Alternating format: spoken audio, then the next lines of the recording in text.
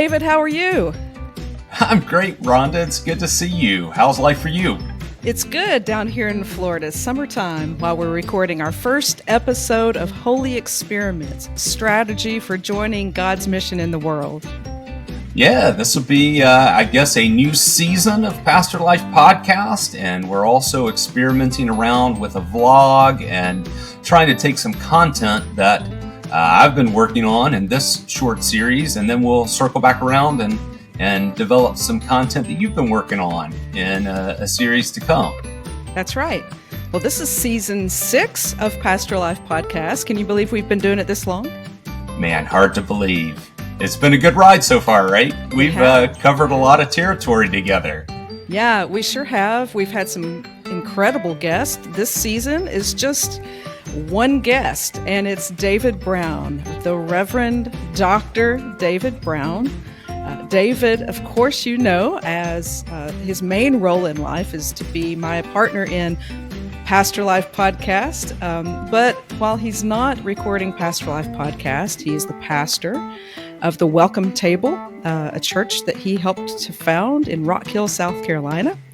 David is also what are you with New York Life? What's your title? So technically, I am now a financial advisor with Eagle Strategies, which is a company within the New York Life family. So I, a lot of the stuff that I do with churches and pastors in terms of asking good questions, helping them come up with a plan to get from point A to point B in their spiritual or leadership lives. I do that with people in their finances too. Same thing, just a different conversation. Yeah, you've helped me and my husband get a long-term care policy. So in addition to hanging out with you, sometimes I get a bill from you. So that's fun too. Yeah, that's right. Yeah, look at that. Look at that. David also teaches a class at Duke Divinity for the D-Min program. And the class that he teaches is pretty cool. I'm not sure what the title of that class is. Can you tell us what that title is? Yeah, it's just called Strategy.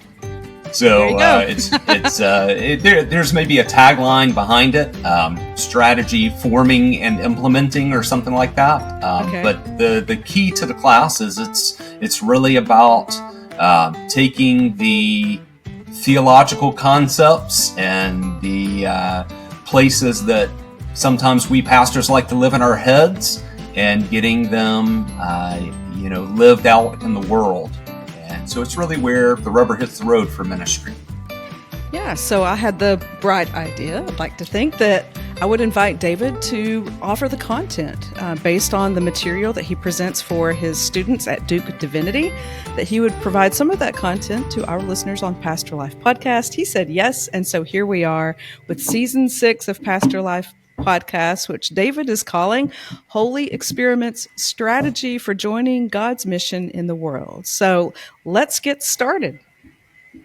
Sounds great. I think maybe a good place to start is just to think about that word that is the name of the class that I teach at Duke, which is strategy. And Strategery. Yeah, I think we, as we were workshopping titles for this season, I think one of the funnier ones that came up was maybe we should call it Christian Strategery. Didn't we have a beloved president who coined that? I was going to say, if you know, you know, right? If you know, you know. But, it seemed maybe a little better title to call it Holy Experiments, Strategy for Joining God on Mission in the World. And so each episode will really, kind of have a little theme around it. And the theme for this first episode, this first segment, is start with the ending. So I think, what I hope we'll do is think a little bit about what is strategy, and then what is the end of strategy. What are we aiming for here? So maybe we dive in with a little talk about what is strategy. Yeah, we could totally do that. Just, putting my pastor hat on and thinking about strategy. There are times in ministry when I'm very aware of strategy. A lot of the time, maybe most of the time, I'm not thinking about strategy. I'm obviously doing strategy as we do the work of ministry, right? I think you're going to Yeah. say more about that. I Yep. don't always think about strategy. And so yeah, I think that's a great place to begin. Let's talk about what it is, especially in the context of pastors and ministry. Well, and I think what you just said is probably pretty typical, not just of pastors, but I think of all of us, right? Yeah. Whether we're thinking on a personal level or whether we're thinking in some sort of vocational level or leading an organization. The things that we do, that is our strategy. There's a great line from Roger Martin, who is, a guy who is probably one of the leading thinkers in the management world, teaches at the Rotman Okay. School of Theology in Toronto. And we use a lot of his material. It's not at all faith-based. It's really, business world oriented. But a lot of the theory from Roger Martin is sort of underpinning the course that I teach. And Okay. he's got this great line that it's something like, strategy is what you do, not what you say. It's a set of powerful, interrelated choices that we make. So basically, the thought would be that we all have a strategy. We all do strategy. And all you have to do to figure out what your strategy is look around you. What is it that you're doing from day to day? Yeah. That is your strategy. It's the best answer to whatever your driving question is, your reason for existence. It's the best answer that you've come up with so far. Doesn't mean that you can't have a better strategy or a more intentional strategy, but we all do have a strategy. It's what we're doing. It's the Right. best way that we have figured out to do the things we feel called to do in the world at this point. Yeah, that makes sense. And I think that could even apply to, like, I've got a teenager who is kind of just hanging out this summer. And I could talk to him about strategy. This is your strategy, just to sort of hang out this summer, apparently, right? Yeah, that's right. If you say, hey, I'm going to go out and get a summer job, but then you just sort of hang out most days, then, the best thing you figured out, the best strategy you figured out toward moving for that goal is probably not going to be a very effective one, but it is a Right. strategy. Right. So, Yeah. I think that might be interesting for church leaders to hear. We don't talk at my church and with my board, we don't talk a lot about strategy, but we do an awful lot. But just to think about, well, let's look around. What are we doing? This is basically our strategy. Is this the best strategy? It makes a lot of sense. And to think about using that kind of language with my board, I think they would enjoy talking about it in that way. yeah. Well, Mark Tidsworth, our Pinnacle boss / colleague, he has talked a lot about our driving questions. So what are the questions that we're trying to answer with our life? Mm-hmm. And that those driving questions are the thing that sort of frame up what we do, and they sort of draw us into the future. And so if we are intentional about thinking about that question, whether it's in our personal life or in our churches, what is it that is driving us? What question are we trying to answer with what we do? And I think that's another angle into this conversation of, the way that we're answering those fundamental questions about why we exist and what has God called us to do or to be in the world. That's really sort of the building block or the starting point, I think, for being more intentional about our strategy. Yeah. Yeah, that makes sense. And so would a strategy be to help church leaders identify the driving question then? Yeah. Yeah. Well, Or when we questions? get when we get a couple episodes into this series, we'll really dive into some methodology and models. And I think absolutely figuring out your starting point, your winning aspiration. What is it that is the thing that is out on the horizon that is calling you forth? And that's probably a good transition into if we think that strategy for a pastor or for churches ought to be somehow different from strategy in the business world, then we need to spend a little bit of time thinking about how it might be different. How, quote unquote, Christian strategy, if we want to use that word, or faithful strategy, faith-filled strategy, how is it different from the strategy that you might read in one of Roger Martin's business-focused books? Yeah. Yeah. And kind of what I go back to for that is that it really is the end of Christian strategy, the end point, the thing that's out there on the horizon that makes what we do different, sets us apart. Greg Jones, who was the dean at Duke Divinity School, and he actually was one of the co-teachers of this particular course that has been now handed off to me. Okay. Greg talked about the thing that makes Christian leadership Christian is the end, the telos, the thing that is calling us forward. In other words, the idea that God is constantly making all things new, and God's work in the world has a direction and an end point. And so if we operate within a story that has a hopeful recreation as its endpoint, then that really gives us a spot to work backward from. It gives us a point out on the horizon that's a North Star. And so Can you pause there? Because I'm not sure I follow this line. So are we talking like the eschaton? I mean, we're talking about the end of the end. Yeah, we're talking eschatology. Who knew we were going to get into eschatology here? Right. I think we could also frame it up in a different way.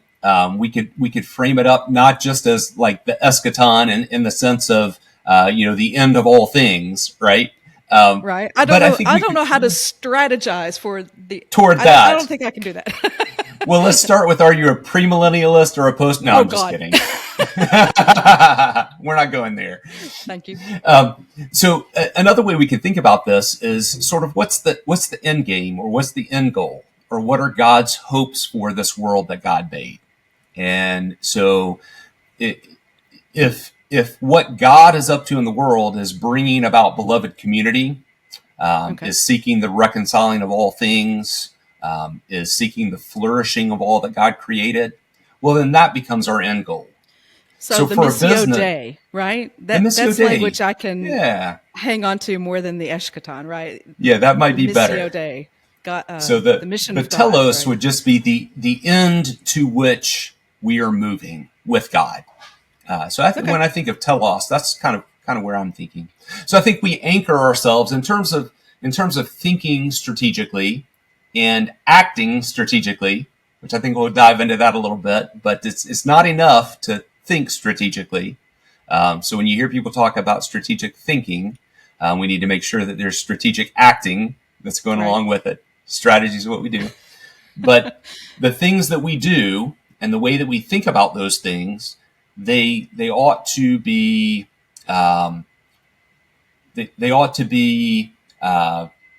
focused on and being guided by the end to which we see God calling us. Yeah.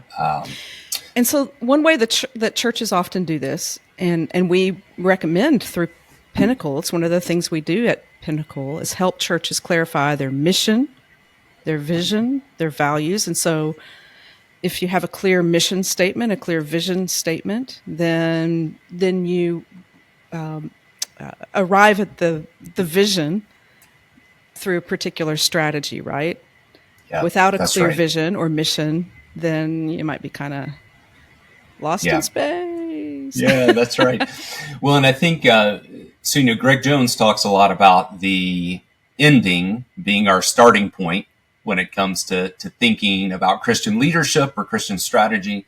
There's a book called Playing God by Andy Crouch. And there's a real helpful way that he kind of echoes what Greg is saying about the ending and then also kind of draws us back and anchors us in the beginning of our story as faithful people. Okay. So what he would say is that many of us as Christians, Christian leaders, churches, that we've sort of truncated our scripture, the story of God's work in the world.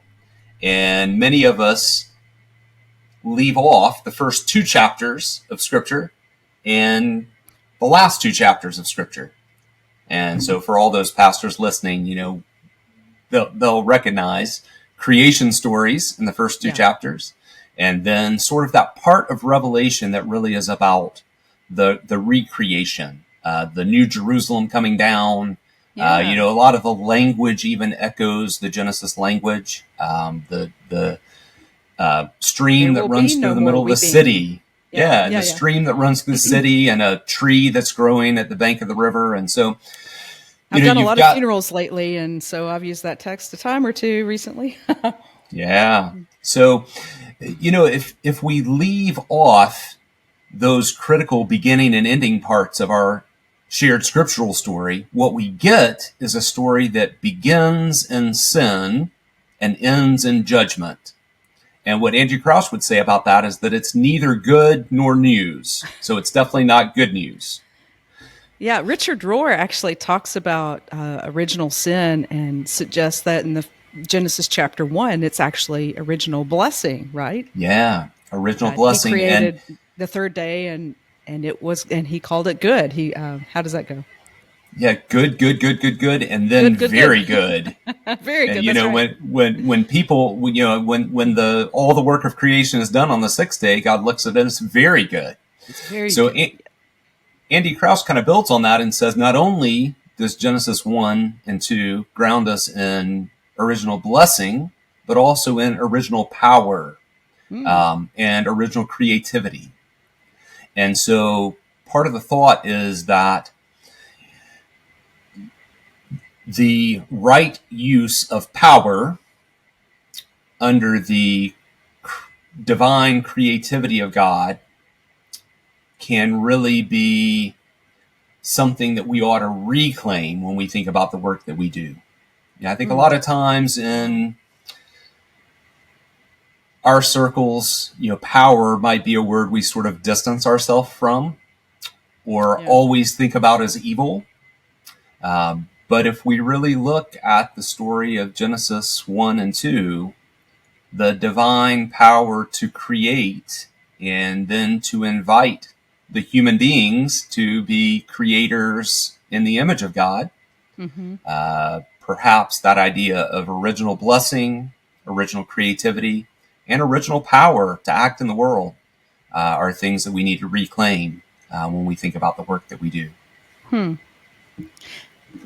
I love that. It's more heady than I thought we were going to be today. Like you think of strategy, you think it's very pragmatic, right? So you're framing it in a beautiful way. And I want to just name that I called God He, which I don't love, but the patriarchy is alive and well even in me, apparently. So hey, it happens, right? Yeah.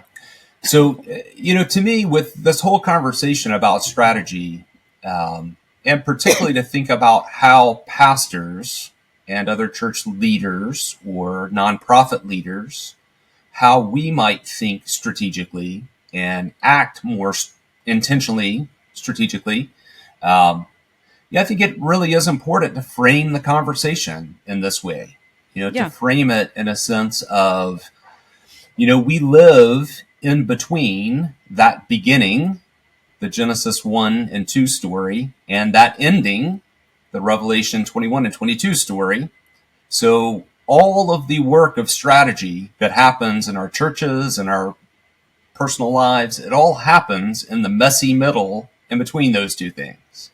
Rob Bell talks about the 2 trees, like the tree of life in Genesis, and then it reappears in Revelation, and we live between the trees. And so all of our strategy is happening between the trees. Between the trees, that's right. So, and I think that it becomes an unhopeful activity, or it becomes a a theological activity if we don't anchor our thinking and doing in the whole story of Scripture. Yeah. From beginning to end, from Genesis to maps. Yeah. Well, that makes a whole lot of sense.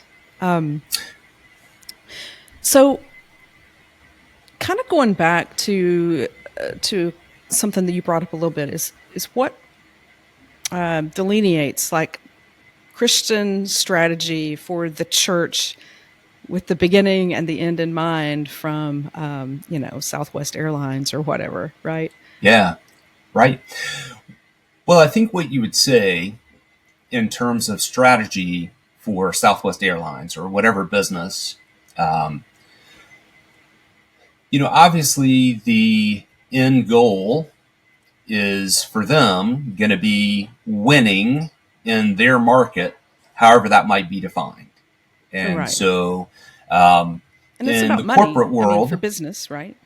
it's going to Money. primarily be about money, and it's Yeah. going to be about meeting shareholders' expectations. If you're a firm that's operating out in the world, your primary job, your primary role is to return profits to shareholders.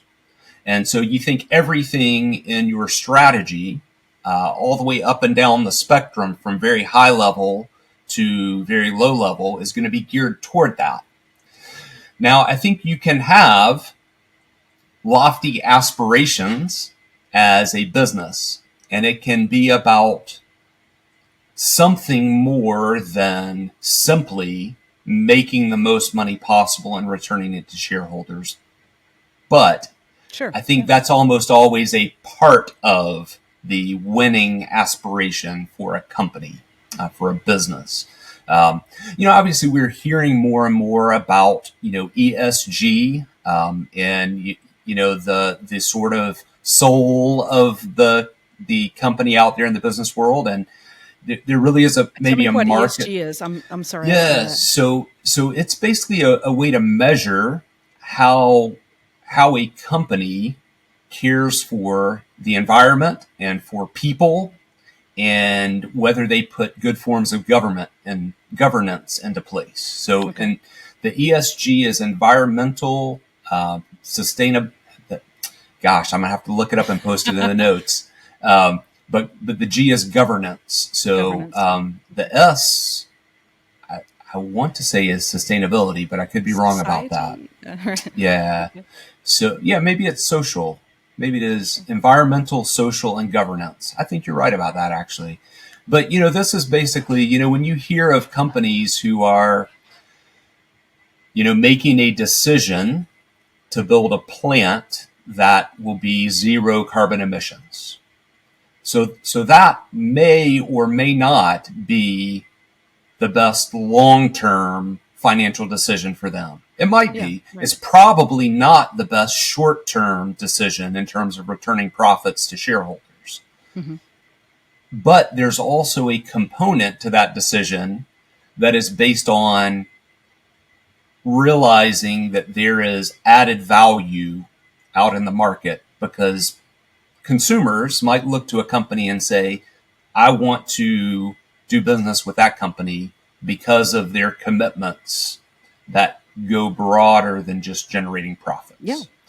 So, I think you've got that in the business world, but I think for us as Christian leaders, or as faithful leaders, if you want to kind of think just larger or more, ecumenical, I think for us, that really becomes the starting point, the calling card. It's really, it is throughout the whole strategic process. Yeah. The guiding light, whether that is, how we define that, I think can be different from church to church or Sure. nonprofit to nonprofit. It will be different.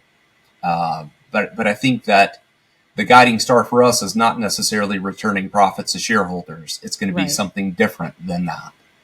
And I think that's what's important to explore from the very beginning as churches and pastors, before we get to creating a strategic plan or putting methods and models out there in front of people, being very clear about why we do this work in the first place.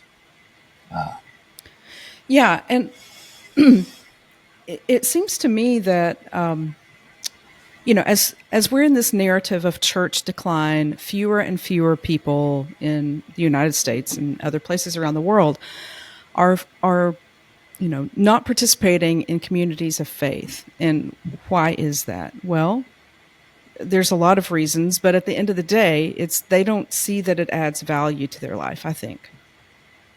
And so when we think about the nature of church communities of faith, the value that among other things, but one of the primary values that we add to people's lives relates to meaning.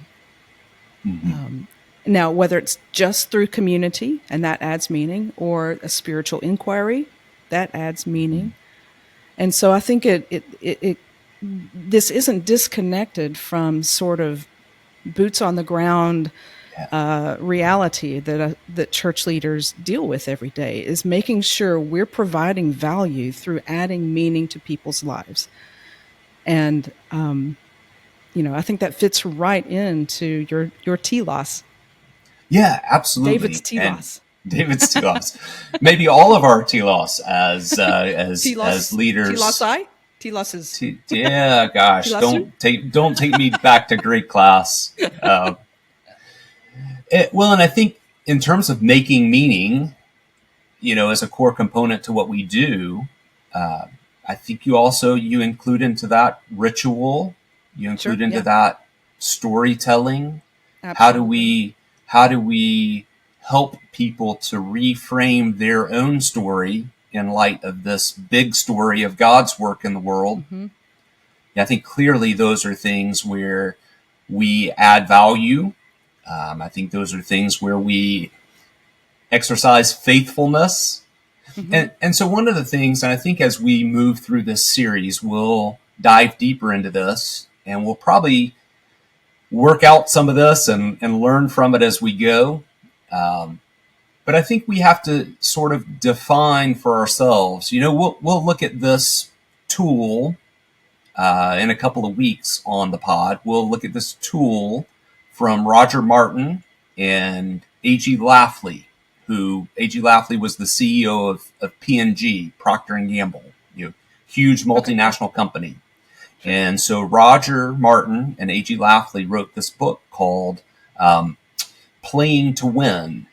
And it sort of lays out a series of strategic questions that can kind of be a guide or a methodology for thinking about how we work more intentionally toward the goals that we've set before us. But from the Christian perspective, we've really got to figure out, how to translate, their first question that a firm or company ought to ask in their view, in terms of developing strategy, is what is winning? What is winning? So you sort of put that out in front of a church board. What is winning? Well, we've got to kind of redefine what that word, what word we ought to use there. So as I'm just imagining laying that question on my church board. The kind of answers I might get. Yeah. So sort of, what is your winning aspiration? What does it look like to what are the highest level goals that are calling you forward? And so as I've worked through this myself, and as I've worked through it with students, we really work hard on what's the theological lens. How do we bring those sort of questions that can be really helpful from sort of the business world? How do we bring them in, but how do we have a theological reframing of them? And so that question for us, as we're trying to define our quote unquote winning aspirations, it might be more about what is faithfulness or what is flourishing. Yeah. What does a thriving church community look like? Or what is building beloved community? So I think we kind of take that question and reframe it in light of the beginning and the end that are peculiar or particular to our story, our shared story. So, and it seems to me that this has shifted for a lot of us from what used to be that that winning back, in the church that I grew up in was making more Baptists, right? that was right. winning. We want people to become Baptist and believe this set of doctrine or dogma and live like we do, and and dunk them under the water. Right? Yeah, add them to our rolls. Yeah. And so, I think it's an interesting question now. I don't know that it used to be an interesting question because we knew the answer. It's to make more Baptists or Presbyterians or good Lutherans or whatever. Right. So, well, David, I think this is a great conversation starter and a really good way to kind of open up our season, just to get us thinking broadly and deeply about what strategy is and what it means for pastors, as well as for our congregation members, our parishioners. So do you have anything else to add before we kind of wrap up this episode? Yeah, let me just add one thing. And this is a thing that... and another thing. And another thing. This has become So we started off with a definition for strategy from Roger Martin, that strategy is not what we say, but what we do, this interrelated set of powerful questions and choices that we make. So I've given my little run at a definition of Christian strategy. All right, and so I'll kind of put that out there, and then we'll dig into it in future episodes. So here's my working definition for quote-unquote Christian strategy. So Christian strategy happens when divine creativity faithfully exercises power toward the flourishing of all God's creation. Mm-hmm. So say it again. Let's let it sink in for my sake. So Christian strategy happens when divine creativity faithfully exercises power toward the flourishing of all God's creation. That's pretty good, David.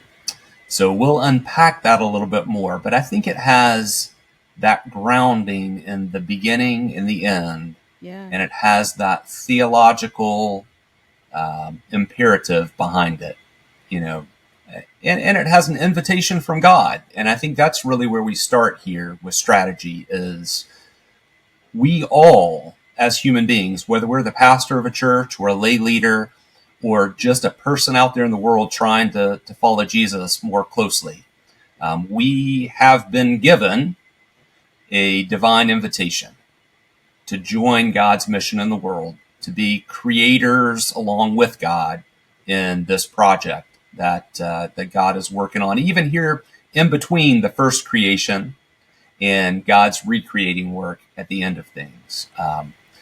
We're invited to be a part of that. And that's probably the place that I would start when we're thinking about strategy in the church. Yeah. Yeah, well done. Well, thank you so much for lending your expertise, and I look forward to the next episodes. Can you tell us, can you tease out what the next episode will be? Yeah, so the next episode will be Seeing More Clearly. So if we're going to start down this path of developing strategy for our churches, we need to make sure that we're seeing the world around us and seeing ourselves more clearly. And there are a number of obstacles to that we'll talk about next week. So next week will be Seeing More Clearly, and then we'll dive into methods and models.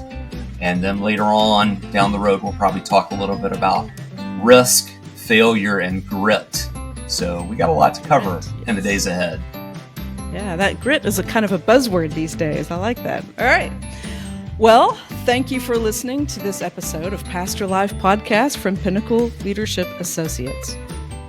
Yeah, and if you want to find out more, we'll post some show notes along the way. And if you want to know more about Pinnacle Leadership Associates, or if you want to know more about podcast, you can check out our website at pinlead.com. That's PINNLEAD.com. Stay Stay tuned for the next episode during this season 6, which we're calling Holy Experiments, Strategy for Joining God's Mission in the World. Next episode will be Seeing More Clearly. See you next time. See you then.